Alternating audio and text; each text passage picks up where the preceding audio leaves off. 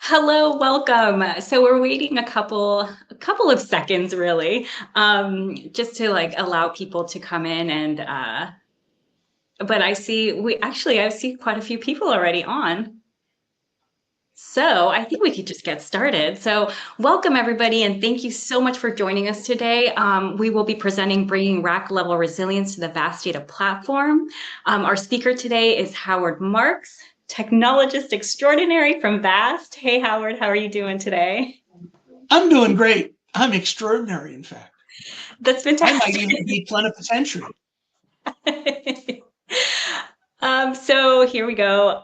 Questions, Q&A. So for our participants today, we want to just let you know that there's a Q&A box over here on the right-hand side. We want you to use that. If you have questions as Howard is speaking, feel free to put them in there, and Howard will either answer them during the session or at the end of the session. Depends on how you're feeling, Howard. And then I will hand it over to you, and I will leave and come back later. Thanks, Howard.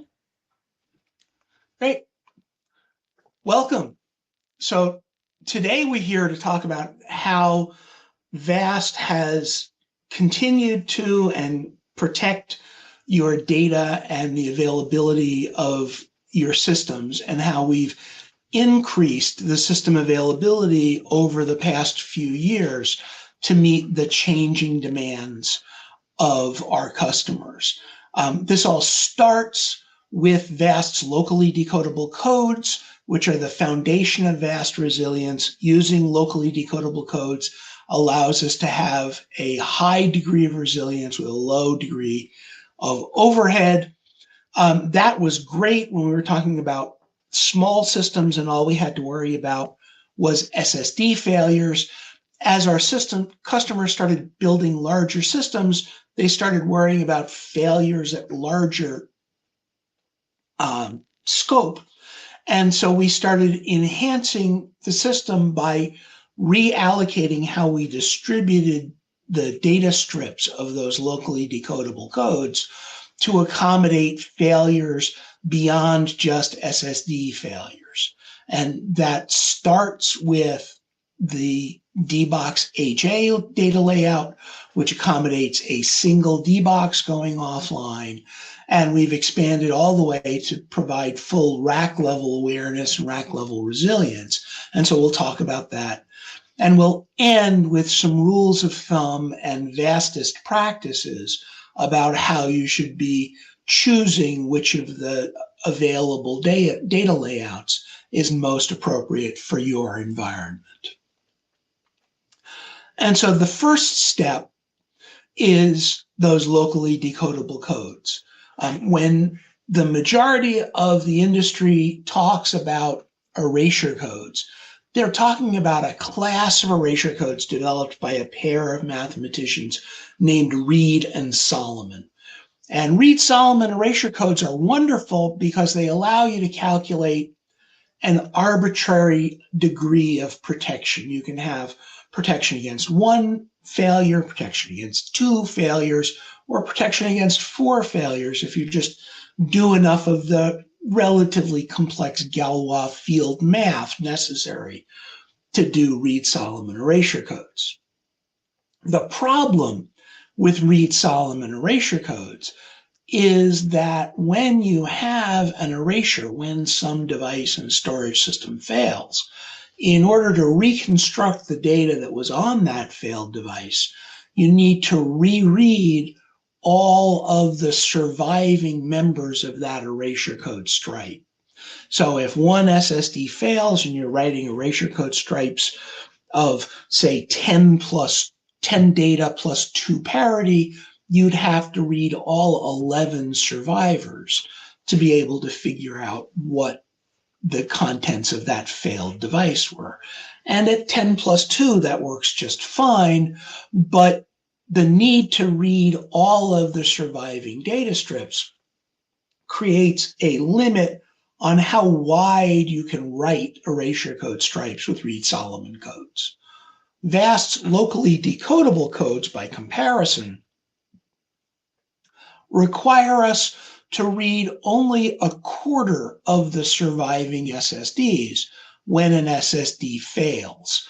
That allows us to write substantially wider erasure code stripes, up to 146 data strips plus 4 parity strips. And that 146 plus 4 means that we have overhead in large systems of just about 2.7%, while still providing 11 nines of data durability. That is, the odds of a given file or object being lost in a year are less than 99.79%. Excuse me, the odds of it being retained are greater than 7 nines. In addition, because of DACE, the distributed shared everything architecture, every C node in a VAST cluster has access to and helps manage every SSD in the VAST cluster. And that means that we can parallelize the rebuild process. When one SSD fails, every C node in the cluster is rebuilding that data. And because of the way we distribute erasure code stripes across the SSDs in the system, every SSD is involved in the rebuild. It's a many to many by many rebuild, as opposed to many other storage architectures, which might have dedicated hot spares or neighborhoods that limit the power for rebuilding. Since data in a VAST system is always protected by that N+4 data protection, we have to suffer more than 4 losses before the data is at risk. And being able to rebuild quickly vastly reduces the probability that another failure will occur while the system is rebuilding the data. The other important things to consider are, first of all, that VAST systems, when we have multiple SSD failures, rebuild the most damaged erasure code stripes first, so that we're always trying to get not only to the data is now fully protected and you could have another 4 SSD failures before your data is at risk, but also reaching the one more SSD failure will not cause data loss point. So we're repairing the most damaged stripes first, so that if another failure occurs, those stripes have one more level of protection. On very large clusters, because of the way we distribute data, when 4 SSDs fail, only a very small number of erasure code stripes actually have 4 missing strips. And so that while the rebuild to completely protected may take some time measured in hours, the rebuild to one more SSD failure will not cause data losses much faster and can be measured in minutes or seconds. So when VAST first came to market in 2019, we used what I'm now calling the VAST Classic data layout. And the VAST Classic data layout was optimized for efficiency. Our primary selling point at the time was that we can make Flash affordable for all of your data. And so being efficient was our #1 goal. At the time, we also only sold the VAST Universal Storage System, as we called it then, on highly available DBoxes. And the VAST Classic data layout relies on the resilience of the DBox, the fact that it has redundant D nodes and redundant NICs and redundant power supplies in order to provide high availability. We write erasure code stripes, use as wide as we can across the available SSDs without paying attention to which DBox any given SSD is in, because those DBoxes provide the high availability. The erasure code stripe width is 4 narrower than the number of SSDs, so the system can reconstruct the data for up to 4 failed SSDs before any of those failed SSDs are replaced. Now, this isn't quite dedicated space. We're just omitting 4 SSDs from each erasure code stripe. More importantly, VAST is built on a fail-in-place architecture. Nothing in the VAST architecture waits for a rebuild until failed hardware is replaced. Even after we've run out of this rebuild accommodation that's built into the stripe width. Once 4 SSDs have failed, if the system's rebuilt from that and has to recover from another SSD failure, it will restripe all of the data on the system in narrower erasure code stripes as long as there's space remaining on the system. VAST systems can continue to run with cascading device failures as long as there's still space on the system. This is the lowest overhead choice of the various data layouts that we offer. As little as 2.7%, maxes out at 22% on some very small systems.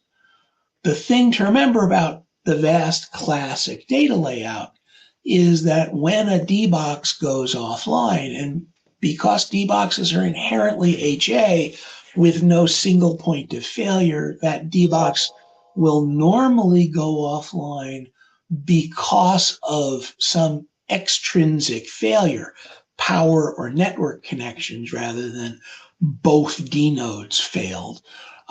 But regardless of the reason that DBox goes offline, in the VAST classic data layout, when a DBox goes offline, the system goes offline. When the failed components, be they D nodes or power supplies, are replaced, that DBox will come back online, the system will come back up. So this is a availability event, but it's not a data durability event because the data on those SSDs is still fine. The DBox going offline simply disconnected them from the rest of the system.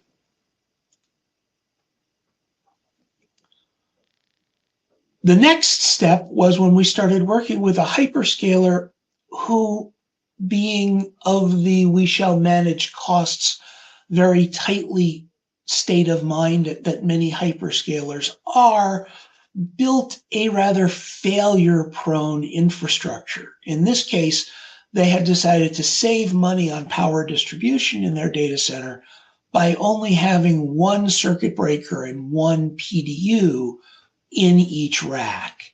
And that meant that circuit breakers tripped on a regular, not ridiculously regular, it was a monthly, not a daily occurrence, but that was much more often than they wanted their large VAST clusters to go offline.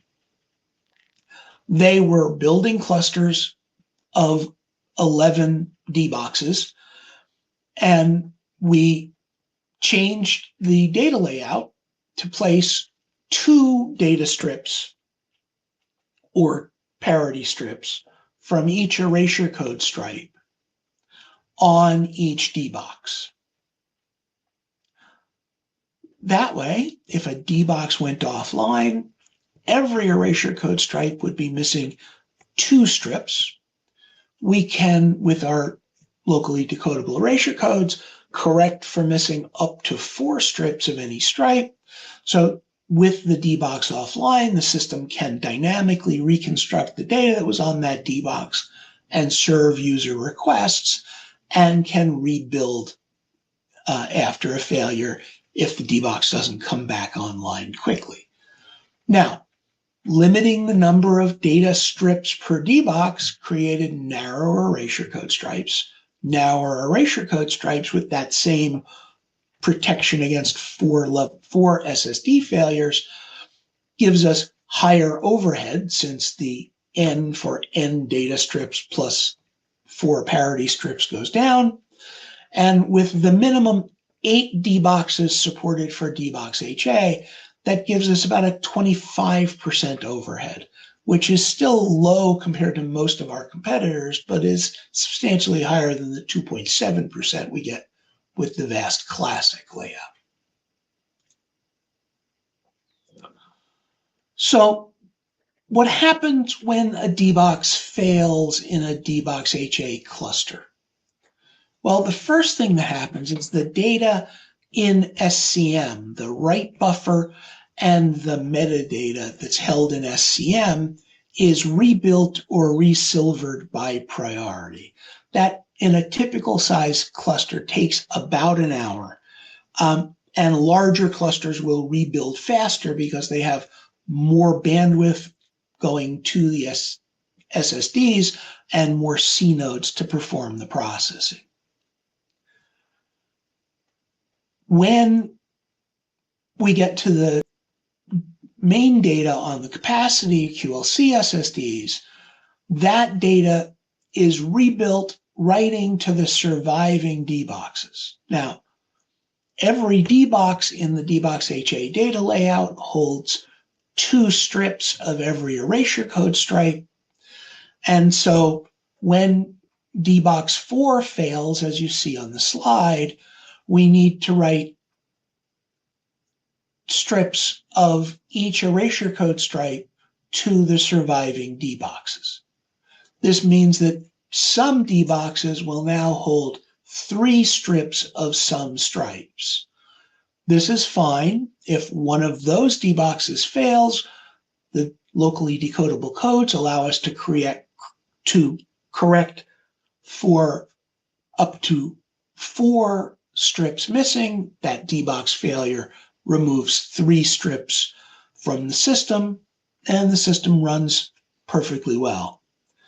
One key thing to remember is that rebuilds stop as soon as the offline DBox returns to the cluster.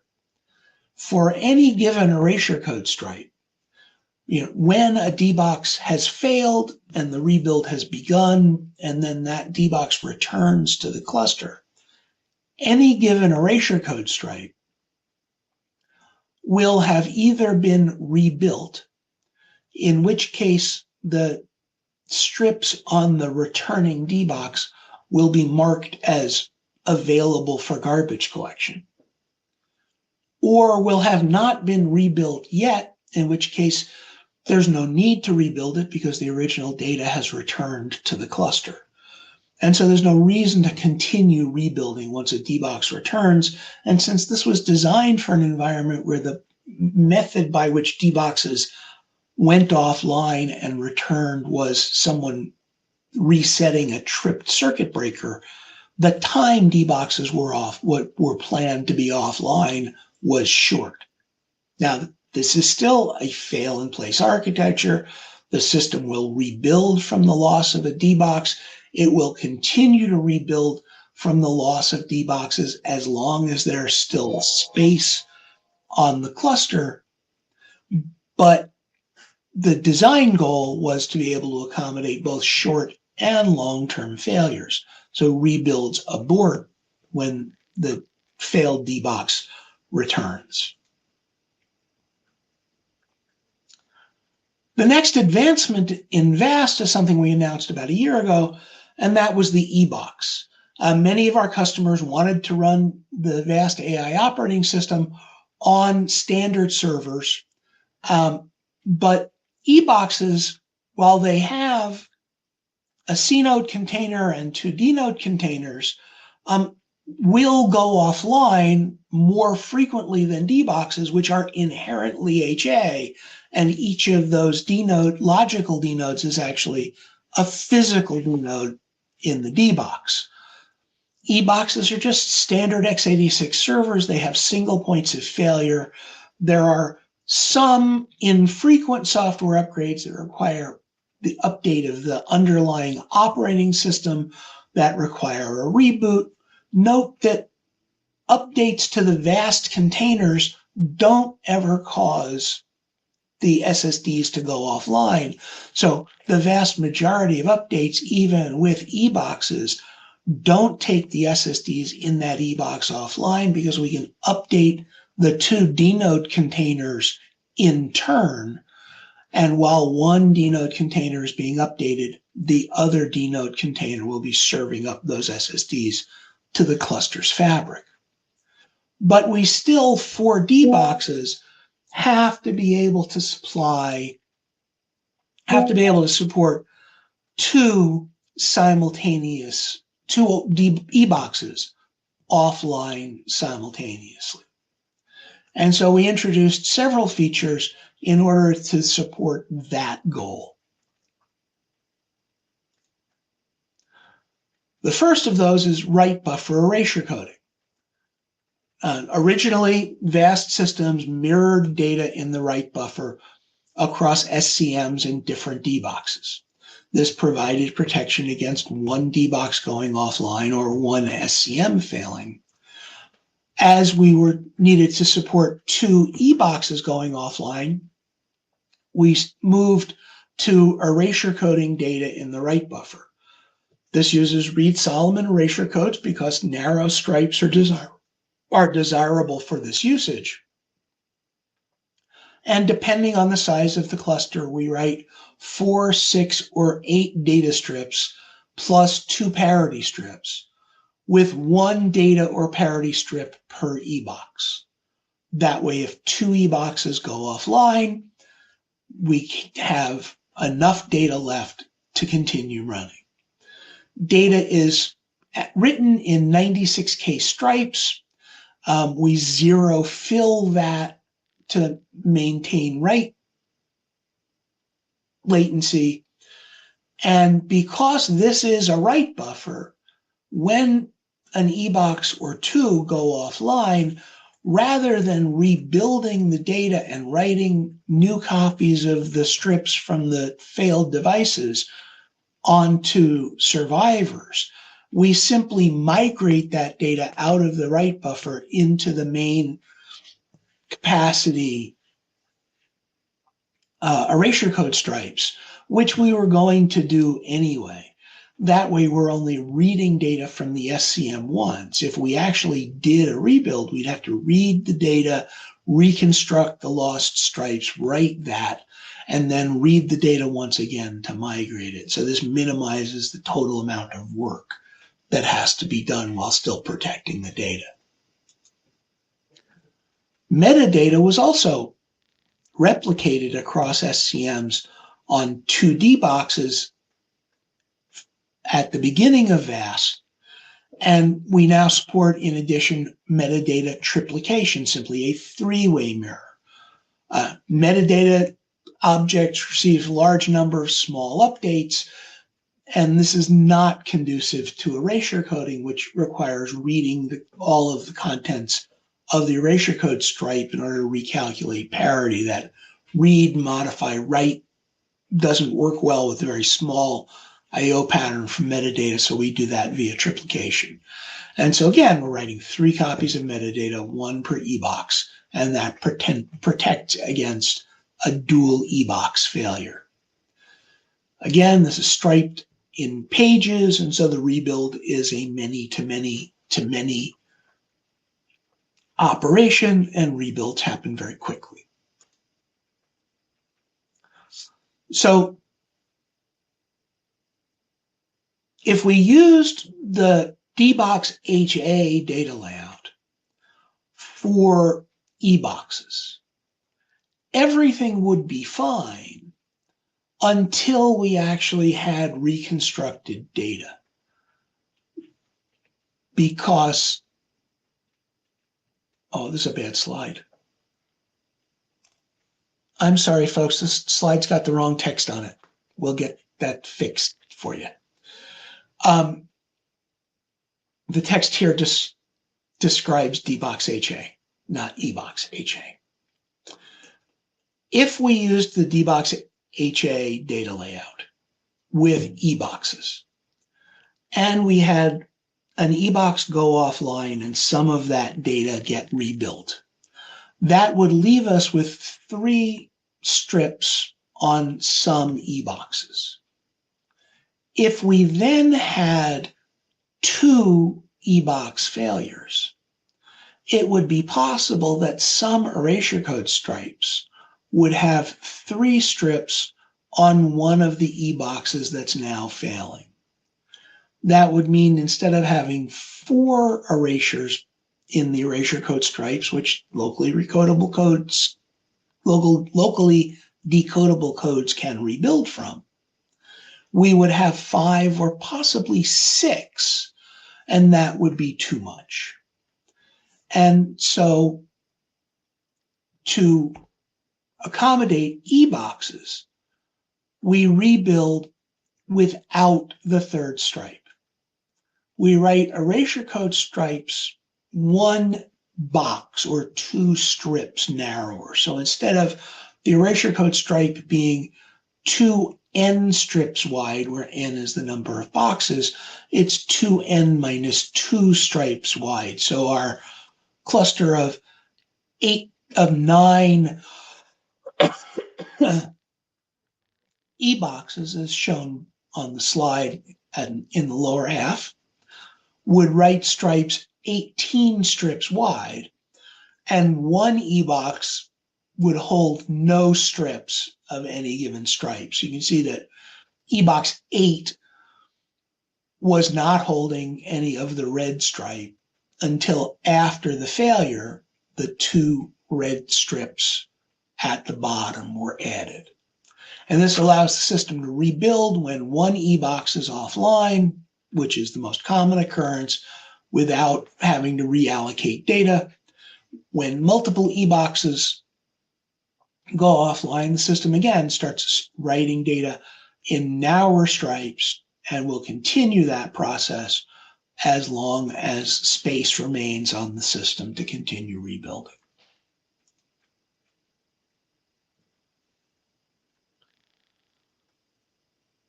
Which then brings us to the next step, failure domains or rack level resiliency. Our customers continued to build not the world's best data centers and wanted to have the ability for racks to go offline because their infrastructure was designed for that to be a common, if not regular, occurrence. But the limit of 1 DBox going offline at a time and only 1 DBox per rack really is not desirable from a density point of view. And so customers wanted to be able to put 8 or 10 or 16 EBoxes in a rack and still have 1 top of rack switch or 1 PDU in that rack so that that rack could go offline. In addition, as we got into RFPs simply made it a requirement because it's been a not uncommon feature for scale-out systems in the past. And so in vast parlance, a failure domain is a rack. We call them failure domains to accommodate cloud providers who use non-physical delimiters. But when we talk about failure domains, we're talking about a set of devices that will fail more commonly together. And so that's a rack with top of rack switches or PDUs or other devices that connect those systems to the outside world and will likely fail together. So with metadata triplication, the write buffer erasure codes write 1 strip per failure domain, 1 strip per rack. Metadata is triplicated, 1 copy of the metadata per failure domain per rack. And the data in the main erasure code pool is stripped the same way that it is with EBoxes, except that instead of having a limit of 2 strips per EBox, it's 2 strips per failure domain. So if a failure domain goes offline, then every erasure code stripe in the cluster is missing 2 strips. Same as with DBox-HA, we can rebuild from that and we can correct for it. And the erasure code triplication is down 1 copy, and the write buffer erasure codes, which can correct from 2 failures, have 1 failure. So we're all well within the realm of correctability. In fact, clusters running with rack level resiliency with failure domains enabled can survive the failure of an entire failure domain plus 1 DBox or EBox. And failure domains or rack level resiliency is available for both CBox, DBox, and EBox clusters. And so the TLDR on all of this is that VAST has advanced how we lay data out on the system to accommodate extrinsic failures of devices at higher and higher levels so that our customers can build their data centers to provide the degree of availability to their customers that they like. And so all of these data layouts are available. Customers can decide what levels of failures they want protection against, and therefore what level of overhead they're willing to pay for that level of protection. All of this without having to reduce protection beyond the 4 devices are always protected against level that we've started with. Thank you very much. Thank you, Howard. I see that we've got 2 questions. Please ask them. I don't have the chat. Okay. So are the single disk failures rebuilt locally with the quarter of the disk versus if simultaneous multi-disk failure occurs, then more disks will be involved in the rebuild? So when multiple SSD failures occur, locally decodable codes do require reading more of the data than when single failures occur. But they're still more efficient than Reed-Solomon codes that have to read all of the surviving data for any failure. So with 1 failure, we need to read a quarter of the survivors plus all 4 parity strips. With 2 failures, it's roughly half. With 3 failures, it's roughly 70%. And of course, if there are 4 failures, we need to read all of the survivors. And then do the features like WB RAID only apply to EBoxes? No. All of these features are available on both CBoxes and CBox and DBox clusters and on EBox clusters. The things like write buffer RAID and triplication are required for EBox clusters because EBoxes are inherently less reliable, but they're available for CBox clusters as well. Thank you, Howard. Well, thank you everybody for joining us today. We recommend scheduling a live demo as a next step if you are not a VAST customer yet. Visit us at vastdata.com/demo. We have them on Tuesdays and Thursdays. And if you're not ready for a live demo, we also have recorded demos and labs that you can visit or see on our website. Again, thank you so much, Howard. Thank you. It's always a pleasure. And to everybody, we will be posting the webinar later on our website, and we will be sending out the link. And if anyone is interested in the presentation, it also gets posted on our website. So again, thank you. Have a great day.